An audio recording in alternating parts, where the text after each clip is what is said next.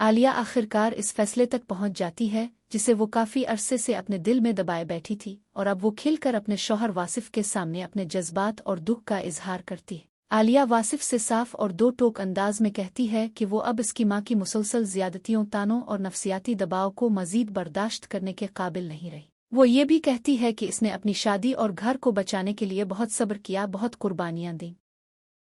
मगर अब सब्र का पैमाना लबरेज हो चुका है और अब वो वक्त आ गया है कि वासिफ को एक वाज़ेह फैसला करना होगा कि तो वो अपनी बीवी को रखे या फिर अपनी माँ की अंधी हिमायत करे। आलिया के ये अल्फाज वासिफ के दिल और दिमाग पर गहरा असर डालते हैं और वो शदीद कशमकश का शिकार हो जाता है, क्योंकि एक तरफ इसकी बीवी है जिसके साथ इसने जिंदगी गुजारने के ख्वाब देखे थे, और दूसरी तरफ इसकी माँ है जिसकी नाफरमानी वो गुनाह समझता है।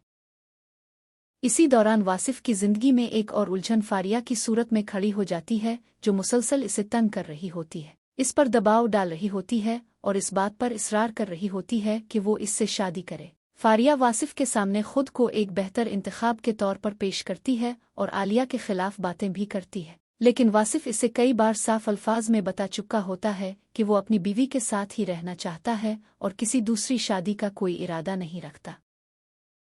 इसके बावजूद फारिया इसकी बात मानने के बजाय इसकी कमजोरियों का फायदा उठाते हुए इसकी जिंदगी को एक तमाशा बना देती है, कभी जज्बाती ब्लैकमेलिंग, कभी बदनामी का खौफ और कभी हमदर्दी के नाम पर इसे उलझाए रखती है, जिसकी वजह से वासिफ मजीद जहनी दबाव में आ जाता है और किसी हतमी फैसले तक नहीं पहुंच पाता। दूसरी तरफ कहानी एक और रुख इख्तियार करती है, जहां अकरम अपने दोस्त के साथ खड़ा होता है और दोनों आपस में बातें कर रहे होते हैं।